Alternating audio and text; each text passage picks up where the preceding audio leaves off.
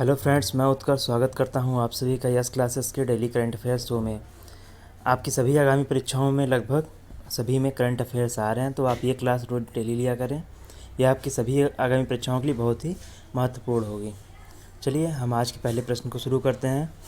Indian film festival of Melbourne awards 2022 में life achievement award किसे प्रदान किया गया? मोहित रैना को, सचिन तेंदुलकर को, कपिल देव को या धर्मेंद्र को? तो इसका सही आंसर है IFFM में लाइफ अचीवमेंट अवार्ड जो है वो कपिल देव को प्राप्त हुआ है। 14 अगस्त की शाम को यह फंक्शन आयोजित किया गया था। फिल्म 83 को बेस्ट फिल्म का अवार्ड मिला है। सुजीत सरकार व अपर्णा सेन ने क्रमशः सरदार उधम व द रेपिस्ट के लिए बेस्ट डायरेक्टर का पुरस्कार जीता है। सुजीत सरकार ने सरदार उधम के लिए, अपर्णा सेन ने द रेपिस्ट के लिए बेस्ट डायरेक्टर का पुरस्कार जीता है। रणवीर सिंह को 83 के लिए बेस्ट एक्टर का पुरस्कार मिला है और शेफाली शाह को जलसा के लिए बेस्ट एक्ट्रेस का पुरस्कार मिला है। मुंबई डायरीज 26/11 को बेस्ट सीरीज़ का अवार्ड जीता है तथा मुंबई डायरीज के लिए मोहित रैना ने क्या है बेस्ट एक्टर का पुरस्कार जीता है सीरीज़ में। जॉयलैंड को उपमहाद्वीप की बेस्ट फिल्म का पुरस्कार मिला है। Abhishek Bachchan leadership in cinema award जीता है। जग्गी को बेस्ट इंडी फिल्म का पुरस्कार मिला तथा साक्षी तंवर को माई के लिए बेस्ट एक्ट्रेस का पुरस्कार मिला है। अगला क्वेश्चन है, Indian film festival of Melbourne के 13वें संस्करण में किस फिल्म को सर्वश्रेष्ठ फिल्म का पुरस्कार दिया गया? बताइएगा। अभी हम लोगों ने एक बार पढ़ लिया है, तो फिल्म 83 को जो है वो सर्वश्रेष्ठ फिल्म का पुरस्कार मिला है। इसमें सुजीत सरकार और अपर्णा सेन को हमने बताया है कि सरदार उधम और द रेपिस्ट के लिए बेस्ट डायरेक्टर का पुरस्कार, रणवीर सिंह को 83 के लिए बेस्ट एक्टर का पुरस्कार, शेफाली को जलसा के लिए बेस्ट एक्ट्रेस का पुरस्कार, मुंबई डायरीज को 26/11 के लिए बेस्ट सीरीज़ का अवार्ड, मुंबई डायरीज 26/11 के लिए मोहित रैना ने सीरीज़ में क्या जीता है? बेस्ट एक्टर का पुरस्कार। बेस्ट एक्टर सीरीज़ में मोहित रैना और बेस्ट एक्टर फिल्म के लिए रणवीर सिंह। अगला फिल्म है, अगस्त 2022 में श्री अरविंदों की 150वीं जयंती के रूप में किस दिन को मनाया गया है? 150वीं जयंती कब मनाई गई है श्री अरविंदों की? तो वो 15 अगस्त को मनाई गई। अरविंदो कौन थे? या एक राष्ट्रवादी दार्शनिक और कवि और योग गुरु थे। ठीक है, इनका जन्म 1872 में कोलकाता में हुआ था। 15 दिसंबर 1950 को इनका निधन हो गया था। इनकी प्रमुख कृतियाँ क्या क्या हैं? The life divine, synthesis of yoga और सावित्री अ लीजेंड एंड अ सिंबल। अगला क्वेश्चन, एशिया के सबसे पुराना फुटबॉल टूर्नामेंट 26 अगस्त 2022 से शुरू हुआ है। कौन सा टूर्नामेंट है ये? तो ये सबसे पुराना एशिया का फुटबॉल टूर्नामेंट जो है वो डूरंड कप है। आप ध्यान रखिएगा, एशिया का डूरंड कप भारत में 3 प्रमुख फुटबॉल टूर्नामेंटों में से एक है, भारत का ही है, ध्यान रखिएगा। इस बार इसका 131वां संस्करण था जो 16 अगस्त से शुरू हुआ है। किस राज्य सरकार ने अगस्त 2022 में राज्य के आदिवासियों क्षेत्र में बाजरा उत्पादन को बढ़ावा देने के लिए 2808.39 करोड़ रुपए मंजूर किया है? तो इसमें पूछा यह जाएगा किस राज्य में ये लागू हुआ है। देखिए, गुजरात और राजस्थान में बाजरा का उत्पादन ज़्यादा होता है, लेकिन ये योजना ओडिशा के लिए ये एक आदिवासी क्षेत्र है। ठीक है, मुख्यमंत्री नवीन पटनायक की अध्यक्षता में ओडिशा राज्य मंत्रिमंडल ने राज्य के आदिवासी क्षेत्रों में बाजरा को बढ़ावा देने के लिए 2808.39 करोड़ रुपए की मंजूरी दी है। यह अनुदान 6 वर्षों के लिए दिया गया है। ओडिशा सरकार द्वारा 2017 में खेतों और प्लेटों पर बाजरा के पुनरुत्थान के लिए ओडिशा बाजरा मिशन की शुरुआत किया है। ओडिशा अपनी जनजातीय संस्कृतियों के लिए तथा अपनी प्राचीन मंदिरों के लिए जाना जाता है, हम लोग जानते ही हैं। राजधानी भुवनेश्वर सैकड़ों मंदिरों, विशेष रूप से बाराकी नक्काशीदार मुक्तेश्वर का आवास है। 11वीं शताब्दी का लिंगराज मंदिर परिसर भी यहीं पर है। उड़ीसा के बारे में अन्य बातें जान लेते हैं। यहाँ के राज्यपाल कौन है? गणेशी लाल जी हैं। राजधानी भुवनेश्वर। मुख्यमंत्री नवीन पटनायक। और उत्कल दिवस कब मनाया जाता है? 1 अप्रैल को। अगला क्वेश्चन है, भारतीय तटरक्षक कर्मियों को राष्ट्रपति तटरक्षक पदक और तटरक्षक पदक को किसने मंजूरी दी है? मतलब इनके लिए नए पदक की शुरुआत की गई है, अब तक इनके लिए नहीं था। तो इसकी शुरुआत कौन किया है? हमारी राष्ट्रपति श्रीमती द्रौपदी मुर्मू जी ने किया है। राष्ट्रपति द्रौपदी मुर्मू ने भारतीय तटरक्षक कर्मियों को राष्ट्रपति तटरक्षक पदक, प्रेसिडेंट टेरिटरी मेडल और तटरक्षक पदक टेरिटरी मेडल को मंजूरी दी है। उन्होंने स्वतंत्रता दिवस 2022 की पूर्व संध्या पर इसका उद्घोषणा किया है तथा आईजी दिनेश राजपुत्रन और कमांडेंट कुणाल चंद्रकांत नायक को पीटीएम से नवाजित किया गया, मतलब प्रधानमंत्री तटरक्षक पदक से नवाजित किया गया है। और तटरक्षक पदक वीरता के लिए किसको दिया गया है? कमांडेंट कुणाल चंद्रकांत को तथा डीआईजी श्री प्रशांत कुमार शर्मा, डीआईजी श्री प्रशांत वर्मा तथा श्री प्रकाश को तटरक्षक पदक अग्रणी सेवा के लिए दिया गया। 1 पदक इसमें वीरता के लिए तथा 3 पदक अग्रणी सेवा के लिए। अगला क्वेश्चन है, अगस्त 2022 में किस केंद्र शासित प्रदेश में ग्राम रक्षा गार्ड योजना 2022 लागू की गई? दिल्ली में, लद्दाख में, चंडीगढ़ या जम्मू कश्मीर? तो इसका सही आंसर है जम्मू कश्मीर में ये योजना लागू की गई है, ग्राम रक्षा गार्ड।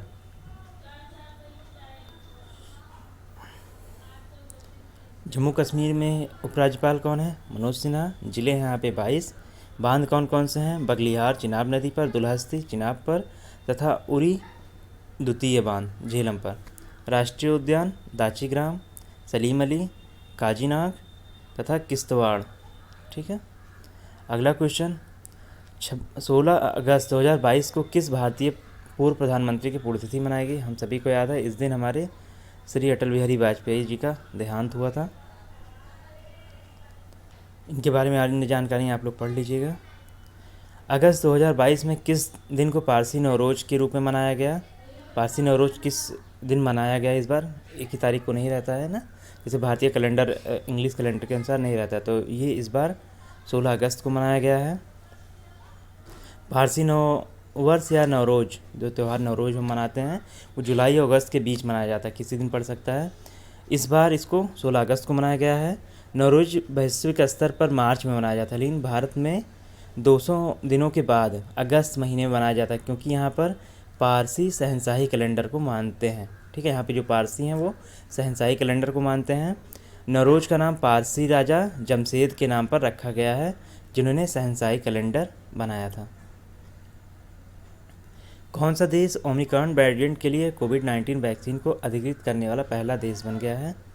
तो ये देश है यूके, यूनाइटेड किंगडम है।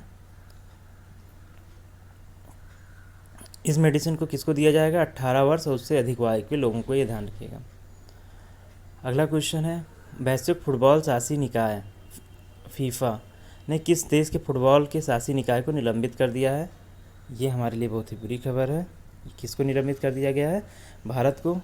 ये अभी अंडर 17 जो महिला विश्व कप हमारे यहाँ होने वाला था, वो भी नहीं होगा।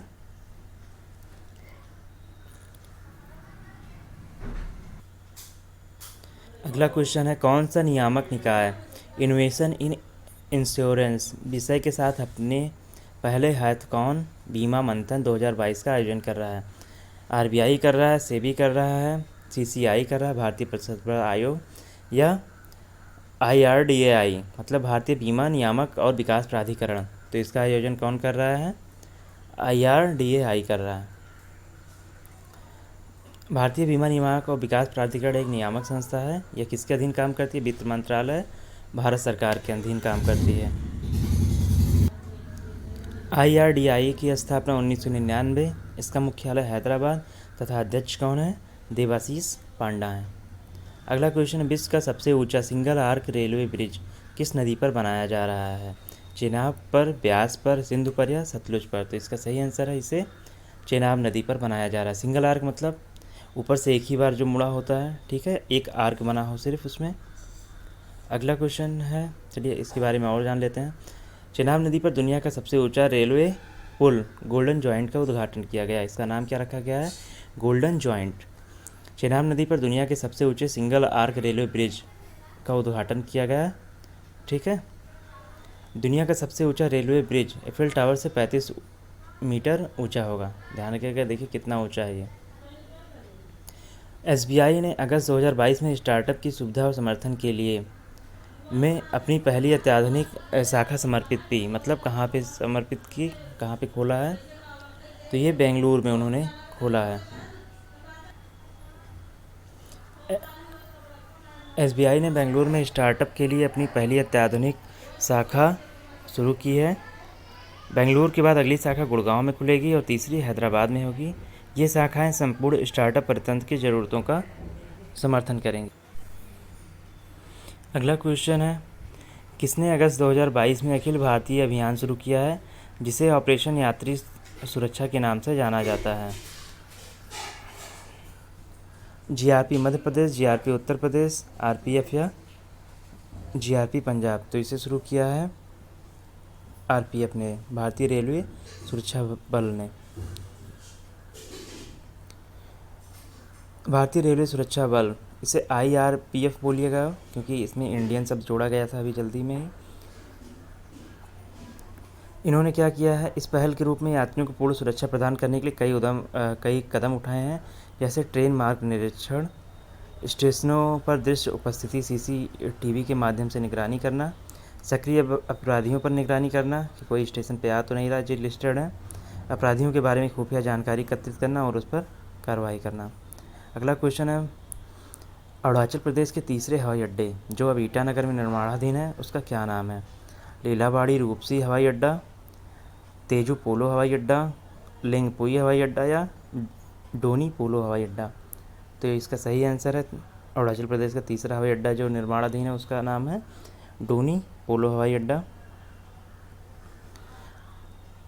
डोनी पोलो हवाई अड्डा इसका नाम है। यह नाम किस के नाम पर पड़ा है? डोनी मतलब होता है सूर्य तथा पोलो मतलब होता है चंद्रमा। इसके लिए ये स्वदेशी सम्मान का प्रतीक है ना। सूर्य सबसे पहले कहाँ उदय होता है हमारे यहाँ? अरुणाचल प्रदेश में ही, और चंद्रमा भी वहीं से उदय होगा। यह उत्तर भारत का 16वां पूरी तरह से प्रचालित हवाई अड्डा होगा। अगला क्वेश्चन है, अगस्त 2022 में कौन सा भारतीय हवाई अड्डा डिजी यात्रा प्लेटफॉर्म के माध्यम से चेहरे की पहचान के माध्यम से रेल यात्रियों की डिजिटल प्रोसेसिंग करेगा? चेहरे की पहचान करेगा वो, मतलब सिक्योरिटी हाई होगी। इंदिरा गांधी हवाई अड्डा, चेन्नई अंतर्राष्ट्रीय हवाई अड्डा, केम्पेगौड़ा हवाई अड्डा या जीएमआर हैदराबाद? तो इसका कौन शुरू किया इसे? जीएमआर हैदराबाद ने शुरू किया है। जीएमआर हैदराबाद डिजी यात्रा प्लेटफॉर्म के माध्यम से प्रूफ ऑफ कॉन्सेप्ट के रूप में चेहरा पहचान प्रणाली लगा रही है। ठीक है, 2019 में चेहरा प्रणाली का ट्रायल करने वाला देश बना था हमारा देश ही। ठीक है, इस कार्यक्रम के लिए विशेष मोबाइल ऐप प्रधानमंत्री द्वारा स्वतंत्रता दिवस पर लॉन्च किया गया था। अगला क्वेश्चन है, अगस्त 2022 में 75 लैप मतलब होता है आना जाना। ठीक है, आज़ादी का अमृत महोत्सव आयोजित करने के लिए सैन डिएगो पहुंचने के बाद किस भारतीय नौसेना जहाज़ ने कीर्तिमान बनाया है? 75 लैप पूरी किए हैं आज़ादी के अमृत महोत्सव पर। 75 साल पूरे हैं तो उन्होंने 75 लैप पूरा किया है। तो इसको पूरा किया है आईएनएस सतपुड़ा ने। आईएनएस सतपुड़ा ने 75 लैप आज़ादी के अमृत महोत्सव पर आयोजित करने के लिए सैन डिएगो पहुंचने के बाद एक कीर्तिमान बना दिया है। यह पहली बार है जब कोई भारतीय नौसेना युद्धपोत उत्तरी अमेरिका के पश्चिमी तट पर पहुंचा है। आईएनएस सतपुड़ा का San Diego US Navy base पर आगमन एक ऐतिहासिक घटना है क्योंकि यह पहली बार है जब कोई भारतीय नौसेना युद्धपोत उत्तरी अमेरिका के पश्चिमी तट पर पहुंचा है। अभी तक कोई पश्चिमी तट पर नहीं गया था।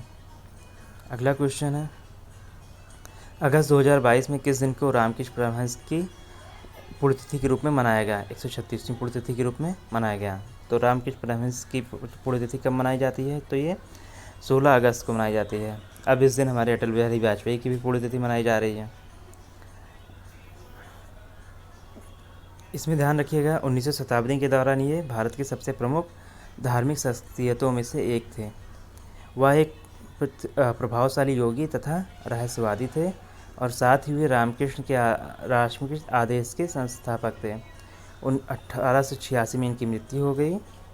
ध्यान रखिएगा, रामकृष्ण परमहंस जो है वो स्वामी विवेकानंद जी के गुरु भी थे। उनकी मृत्यु के बाद उनके शिष्य स्वामी विवेकानंद ने उनके विचारों को लोकप्रिय बनाया और रामकृष्ण मिशन मठ की स्थापना की। आपकी हमारी ये क्लास कैसी लगी आपको हमें कमेंट बॉक्स में ज़रूर बताइएगा, तथा हमारे चैनल को लाइक, शेयर और सब्सक्राइब ज़रूर कर दें। धन्यवाद आप सभी का।